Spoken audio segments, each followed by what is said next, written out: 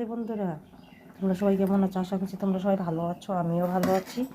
দেখো, আমি আজকে বানাবো হচ্ছে কলা ভাজি।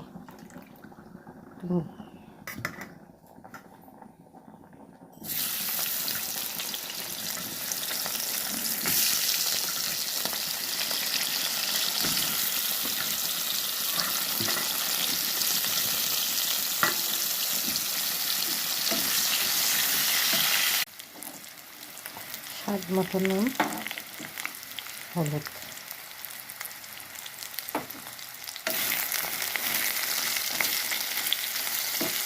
এই দেখো বন্ধুরা, আমার কলা ভাজি রেডি।